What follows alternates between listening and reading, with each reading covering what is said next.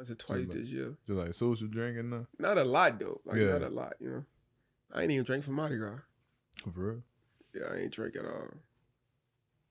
I did. Then I realized I was depending on alcohol every time I wanted to have fun. Like I'm like, you know, that shit become like what you do to have fun. Yeah. Like everywhere you go, you're like, man, you eating, give me a drink. Yeah. Cause it's something make you feel comfortable. But then that's how it was in Dallas, because I actually stopped drinking for 6 months out there. Yeah. And then I was like, I want to see how I am when I'm Without not drinking. Yeah. And I really be the same person, yeah, but just like when you're drinking, you just be more loose. That's all it really is. So that shit go too far, and now you fucking got a headache. You know, what the fuck? And I don't like that feeling. I ain't gonna lie. I hate the feeling of being drunk. That bothers me. For real, man. And that's why now I drink, but I don't drink to get drunk. Yeah. You probably never got fat either before. I never, no. You never got in shape. Since 8th grade, I've been between 160, no, not 8, I'm going to say it was been 10th grade.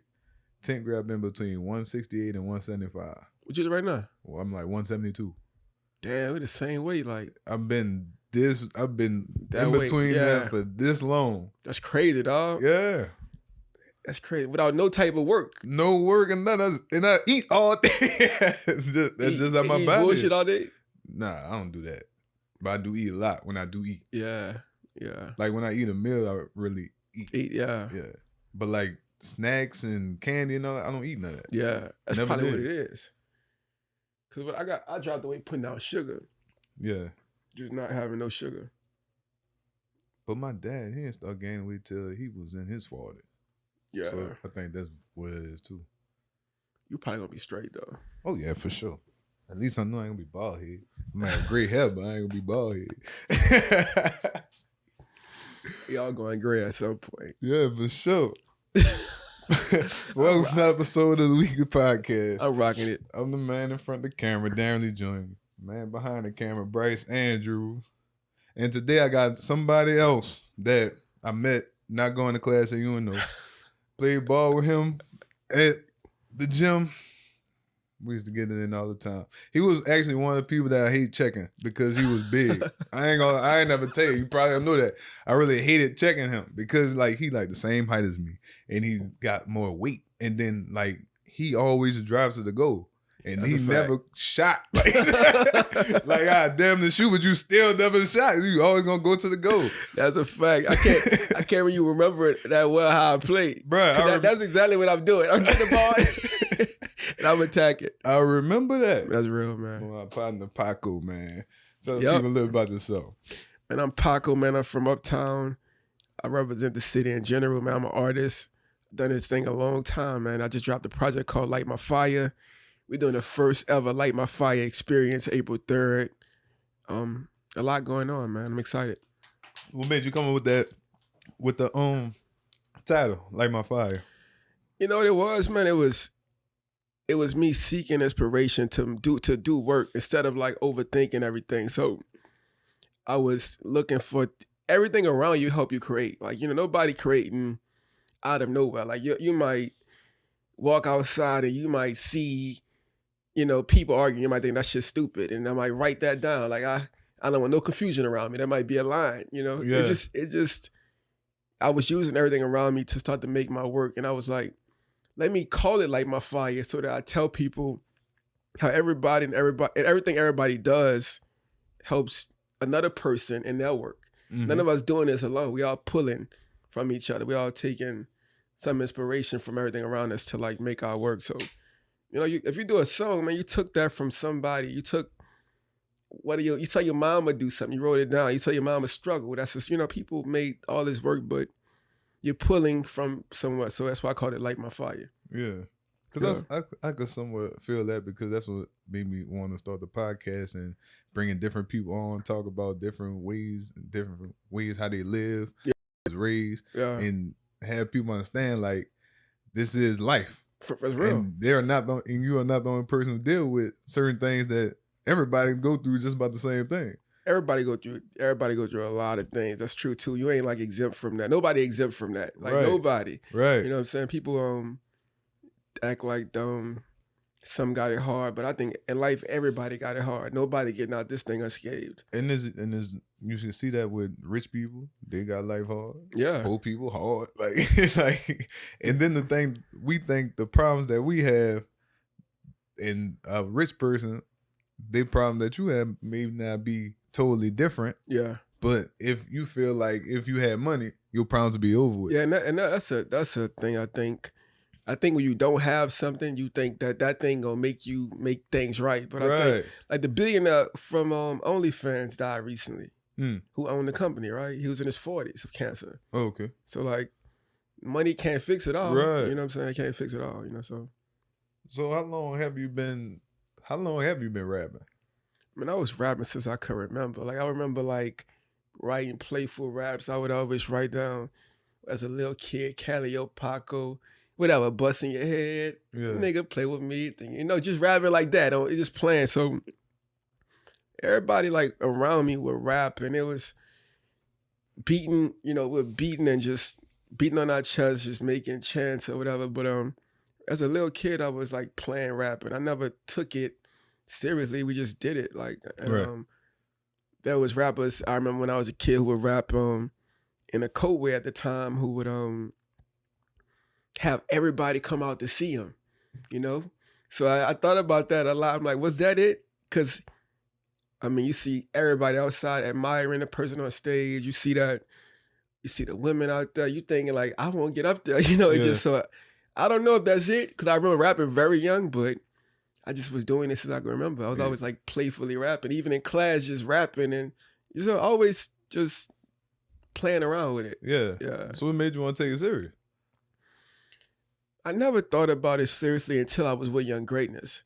All right. So like when Young Greatness was I don't know if you know Young Greatness, who made the Moolah song. Mm-hmm. Right, when I was with him, I was rapping before him, but he took rap seriously. So he would like be like, man, I'm gonna make a press kit, or like I'm gonna take some photos. Like he was trying to like, you know, make himself promote his rapping more. So, you know, so like he took it seriously. I didn't ever took it, you know, like anything you do, some things you just do because you like doing it. You didn't really think about what you can get from it. You just like doing it. Yeah. But he made me look at it differently. He like when he said, you need a electronic press kit. I'm like, I don't even know what that is. I'm just making songs, just playing. I'm rapping, just playing. I don't know. I just thought it was fun. I love doing it. So it wasn't something that I was like trying to make happen. You know, I just did it.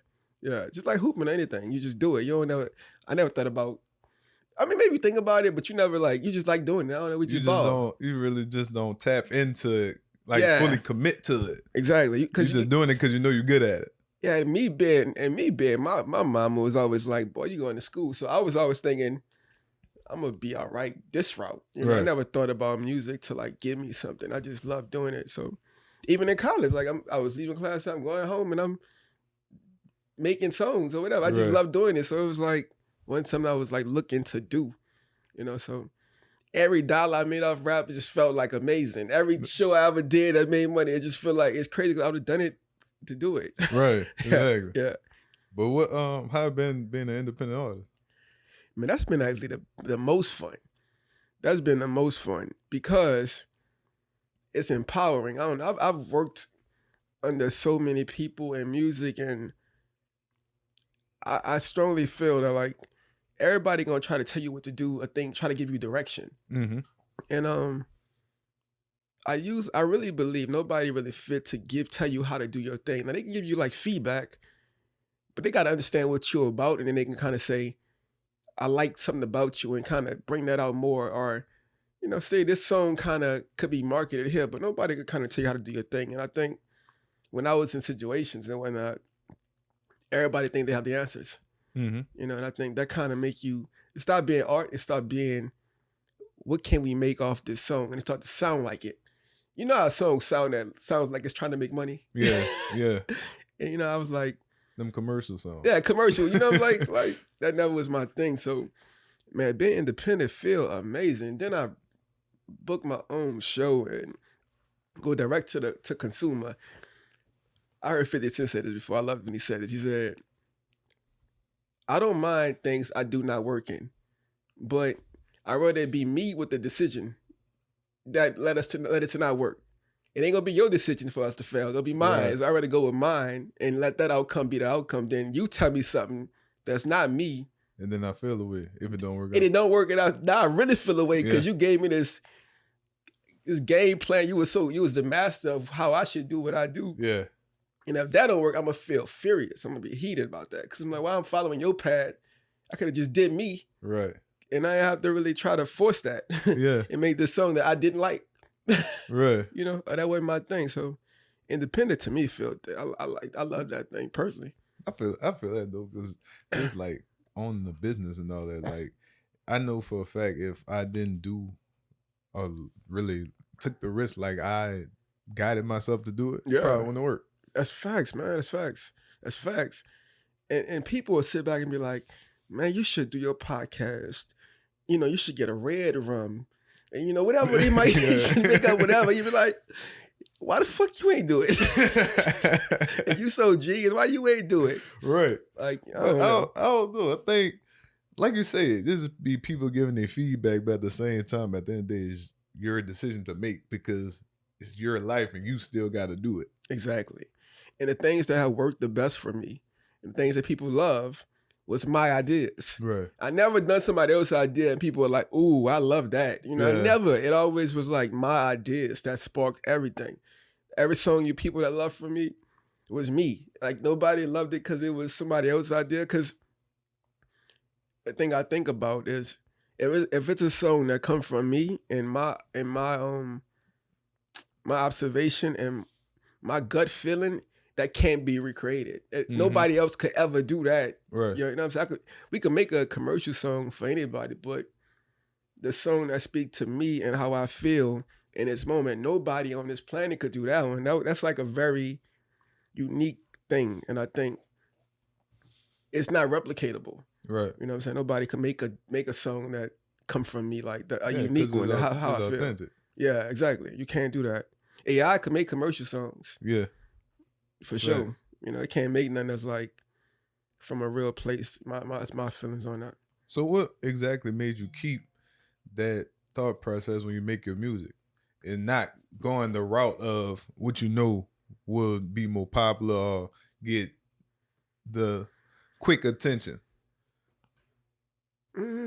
Because I never looked at music to take care of me. Like I never like try to sustain as an artist. I try to sustain as a man. Like, you know, like just as like major artists, like I feel that artists are not primarily, music is not the total way we make money, right? Yeah. We got all kind of means to make money. So I went to college. I was always gonna have a means to be all right. So it wasn't like something I needed to make a dime. It was something I just loved to do. So if I'm gonna make music, I'm gonna just do what I feel, and people that gravitate to that, and I just live with that, and I just keep rolling. And that's people that rock with it. I sold half a venue out on my own, so I was like, let's just rock how we rock, and people that's with it is with it. Right. And I enjoy it better because I like looking at the analytics, like saying, look, people loved me doing me here. We can target these people again. They won't come to the show. We don't gotta like be something that we not to like get people to come through. You know, I'm just rolling like that. I feel that when you say that, I could really take that in because that is exactly how I feel with this whole podcast thing. Real talk. Like I'm not doing this for the money, but I mean, if the money come, cool. It's great to make money. Yeah, we love to make money. Exactly. But I'm not doing it for that. Yeah, for real. So it's based off of what I feel and what I, want to get out. For real. And I think that's real. People do a lot of things that don't make money at all. Yeah. And they'll be like having complete hobbies. They go pickleball playing or whatever without making no money. And all of a sudden, like you do something you love in these type of fields and people like talk about the money. I'm like, let me just do me and I want to make money. Making money is great. But I mean, I would make music if it was like just the songs I made, I was going to make them anyway. Right. Right. I was going to make them anyway, so I'm just putting them out. Yeah. How was it like hearing your song on the radio? Man, that was like that was the first moment I felt real about. It gave me extra conviction on me knowing when something's right. Because I knew that song was what it was. When I first did it, song on the radio? It was Duffy. All right. When I first did it, I knew it was fire. So it made me double down on my confidence and my view of what's good. And if I feel it and I got that conviction on it, I'll move on my belief. Because I know before anybody played on the radio, I knew that song was what it was. Yeah. So radio just gave me that extra conviction. Like, man, follow what you feel is good, because nobody could tell you what's good, bro. You know what's out there. You love music your whole life. Who gonna tell you what's a good song? I'm like, nobody gonna tell me what's a good song. I don't care who he is. Yeah, it makes sense. I mean, you love it. Like, it's like telling you who can hoop and who not. You watching it yourself. Like, I don't care who coming here. I watched it with my own two eyes. You're not good. Yeah. Right. You're not gonna convince me of nothing. Right. I'm gonna follow my own belief. You know, I think people try to rob you of that a lot. You know. So, yeah. They're your own belief in what you see and what you feel, and you know. But you think that's because of their own fears of what they can't accomplish or what they want to do but don't know how to do it? But they see that you already know how to do it, so it's like, oh yeah, well, I'm gonna tell him maybe you should do it like this for me to be a part of it. Just so when they get up there, be like, oh yeah, I told them do that. I don't know, man. I really don't know. It could be envy. It could be a lot of things. Because I really be feeling like people just say things to benefit from something. It could also be people who are not courageous enough to pursue what they want to do or do what they want to do. Yeah. And they see you doing it, and then it's easier to have an opinion than it is to actually take action on something they want to do themselves. So it's like to kind of watch you do something and to critique it down and say X, Y, Z. I think that's an easier path to watch than watch you do your podcast, and all of a sudden the shit hit. Yeah. And it's like, oh, that's working. Right. You know, like these tickets really selling. Like they got people who actually spent their money to come to see you. It's like it becomes real. And some people are scared of that because that does change in some situations the power dynamic. You know, if you making music and your ideas are working, and you may work with somebody and they may tell you how to do it, but when your ideas start working, you do have the leverage. It's like, I'm going with my move because what I'm doing is working. And that is changing the power dynamic. And we live in a world where people need control. Love control. Right. It's just a reality. Just be wanting to control people and how they move, what they do, how they do it. You start winning, boy, it's like, because you're going to say, I'm doing it my way because this is what's working for me. And all of a sudden, their opinions are just not going to get through at all. So the concert that you're doing Friday. Yep. You did everything yourself. How was that?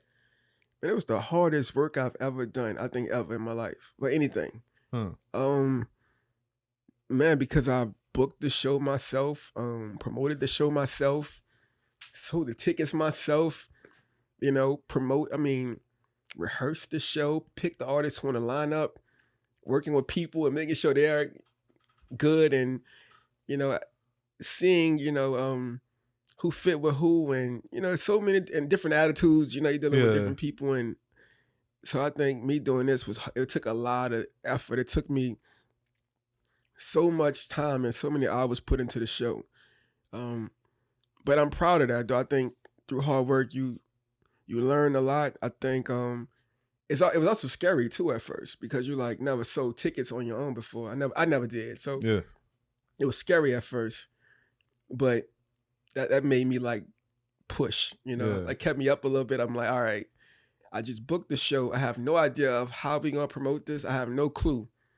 But I know enough about sales and I've sold, you know, I was working in sales after college. So I've sold for other people. I never sold my own stuff. Right. It's time to do that right now with your own work. The same thing you've done to be a salesperson before, you're going to double down on it right now. And I used skills I learned in school, skills I learned working, and I did it for myself. You know, I was like, damn, man, it's scary though, because you're doing it publicly and you announce a show and you haven't sold a ticket, you haven't promoted it, you have nothing together, I have no content ready. But I think that's something that is valuable too, because when you have nothing ready, you're gonna start pulling shit out your ass. You're like, all of a sudden, I'm like reaching from deep. I'm like hitting everybody up. I'm making a content. I'm sitting in the back working on content myself. And I announced the show. The venue, post the show. I sold 10 tickets. I'm like, okay, I sold 10, quick, and I just didn't know what would happen. I just kept pushing though. I think I was watching a Kobe interview, man. I listen to Kobe interviews a lot. Yeah. He said worrying about if something don't work out is just pointless. Yeah. He said just put one foot in front of the other, do the next thing you need to do, and just see the outcome. I just kept trying. Like, what's the next thing we gonna do? Ain't no sense in like worrying about it. What's the next action we gonna take? Right. So like I was just taking the next action. What do we do? New content, we promote again. Every contact I got in my contact list, people who've always loved my music, we need to hit them up. DM, text, call, knock on doors, do whatever you gotta do to promote your stuff. Yeah. And it worked. We won already on the show, so it worked. That's great. For real. And you said this the first concert you did by yourself, everything. Ever. Dolo, yeah. I've done a lot of shows, but I've never put one together on my own and called it and, made it happen. Yeah. I think I love that though, man. I love not having no excuse for why I'm not doing something. I like putting it in my own hands. Like say, I don't care what nobody say. I'm gonna fight to make this happen. I don't need to rely on somebody or say XYZ didn't do this. Mm-hmm. Put it in my own hands. And if I fail, I fail. Yeah, it's my fault. It's my fault. I would love that, but I don't want nobody else to be in my way. I gotta sit back and I fail because of you. Yeah. Because you ain't make a call or you ain't answer, respond in the time you were supposed to. Yeah. All that. So like I love to fail on my own. I fail every day on my own. Yeah. Yeah. That's the best way to do it. The best way to do it. So you were telling me how you went to Africa. Yep. How was that? And what made you do that? Man, I swear, man, I was at Hoshine with friends, man, close friends. Spot. I was at Hoshine with 2 friends, man. It was late, man, and I told them, I said, man, because I hated to travel. Like people always wanted me to travel. Like, man, I'm not going nowhere, bro. And if I do go somewhere, I said it just like this. And if I do go somewhere, it's gonna be some shit like Africa. Yeah. And like maybe 2-3 weeks later, I got a call. Miss Woman Brandy Gelman, and she said, "Do you want to go to Africa?" And I was like, "What's up? What's going on?" Like, I would love to go to Africa. Like, what's the situation? And she was like, "Man, I'm gonna book you to come out there." Well, she's from here. Yeah. Book you to come out there. We're gonna do this whole festival. We did a festival in Africa, man. That shit was so fire. That shit was like, that was the most random call ever, because I actually really wanted to go to Africa. That was something I really wanted to do. Like, I didn't want to go to like Florida, go right. You don't go nowhere in the state. Nah, we're gonna do sit at a pub again and have a drink and do the same thing. I'm not gonna really be like lit up by that. That's not going for me. That's just not about to turn me up or inspire me right now. I need something that's gonna really make me feel something that I'm like, wow, that's crazy, man. I don't know. I needed something like that. So that's why that was the dopest thing I ever did. And everything went great too. So that was fire, man. What was it like out there? I love that question, man. Cause in Africa, bro, it's like, I feel we have no perception of Africa. At least I didn't. I can't speak for everybody because some people may know more than I do. But like, you would think that their world is so much different than ours. I don't know why I thought that, but got the same things we got, man. The dude I was with had a 13 Pro Max at the time, like I had. Yeah, I'm like, it's all the same. Like they got the same stuff we got. They got lights, water. It was nothing I saw that they were missing. Yeah, I do think we have more opportunity for us to come up and here if you live here, right? But like for us to live in, I'm like, I saw it like, damn, man, I thought we were so privileged. And they made it seem like we were so privileged. But I'm like, man, they live the same life we lived, Right. I don't really see nothing different. Like, it made me look at it like, it made it like we live in a whole fantasy over here. Like, it's incredible. And I do think we have some advantages for sure, like, especially financially. besides that, man, I realized people are living how we live everywhere. But that's what kind of threw me off when I went to Jamaica. Yeah. When I went to Jamaica, and I'll never forget, we had pulled up to the resort. Yeah. And you know how they got the gate for the hotel, the gate go up and down. Yeah. They was literally lifting it up by hand and putting it back down by hand. And I was like, that's normally be automatic at home. Yeah. And it's just little things like that, and people, everybody always walking. Yeah. If you got a car, they'd be like, oh yeah, you got money. Yeah, Jamaica, yeah. Yeah. Then it's like the whole driving on the right side, that threw me off too. Yeah, I never saw that. I never saw that one before. I never saw that before. That threw me off. Yeah, that's but crazy. I was like, hey, this is interesting though. Yeah. I really enjoyed it though. I liked it out there. I do need to go back though. But it was like, they say like you say, everybody is supposed to be so much worse than us. I know, right? And it seems like it's Insane. easy out there and they good. Yeah. That's what I was thinking too. I had the same feeling, man. Like, it's like we have more unnecessary stress here. that's another thing. I think about this a lot. I think about in poorer areas, they have more community. Yeah.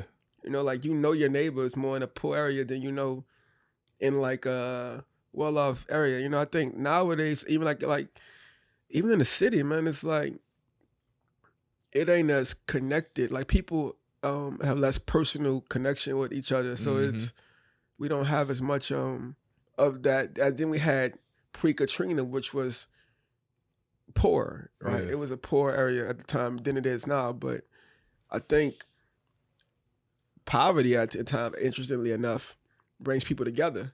Yeah. You know, I think it made people rely on each other more, you know. And like you need more help.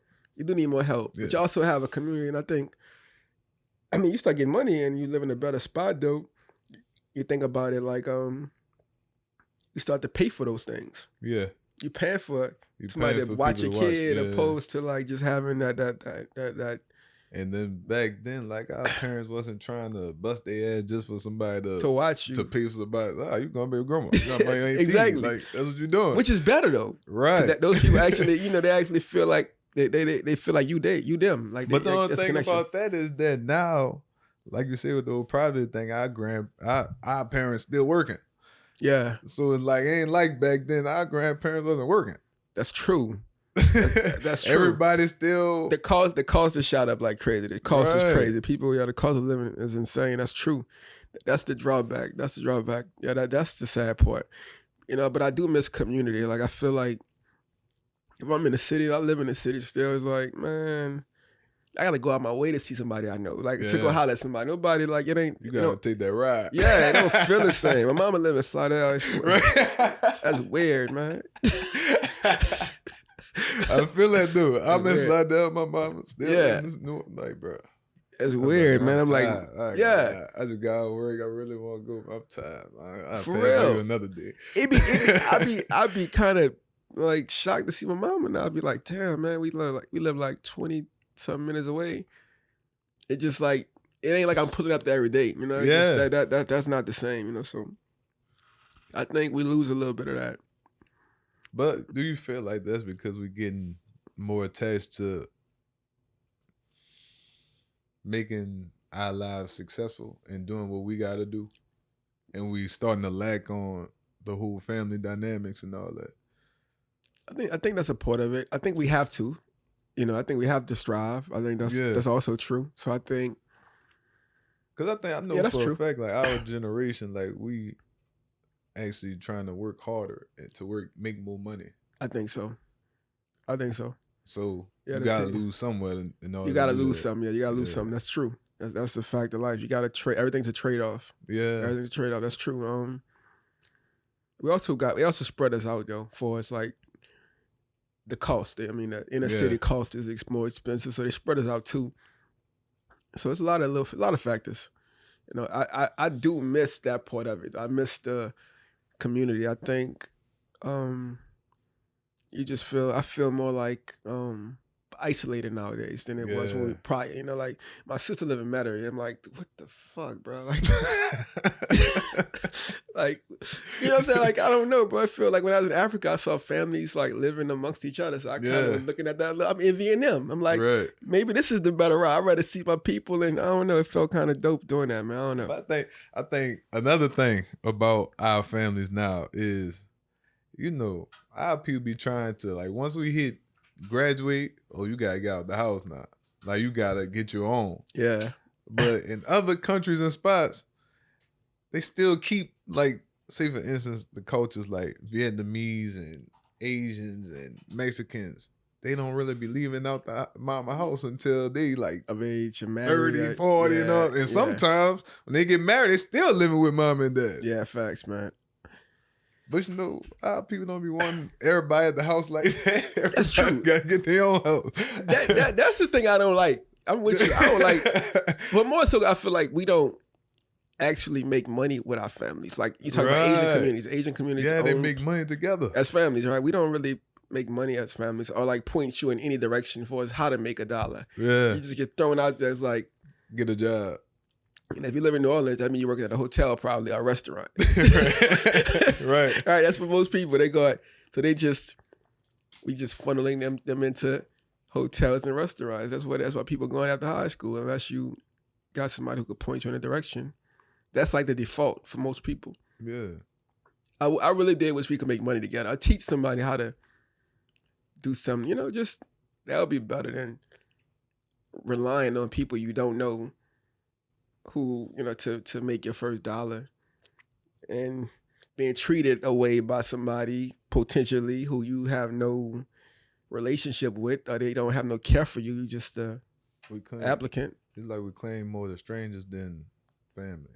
Yeah, we do. We make more money with strangers too than family. Yeah. You know, I think Asian communities don't have that. Yeah, adult. Yeah, they kind of make their money together. Keep their money together. Yeah, for sure. Yeah. And we get jealous when the other person make more money than us. Yeah, we got that bad. We got that really bad. I don't know, bro. I think you're right. I don't know. I think we don't come together enough as a family to make money. Our families don't even talk about money. It's almost like taboo, right? We don't talk about nothing. All. Yeah, we don't talk about that. Bryce, should people talk about money together?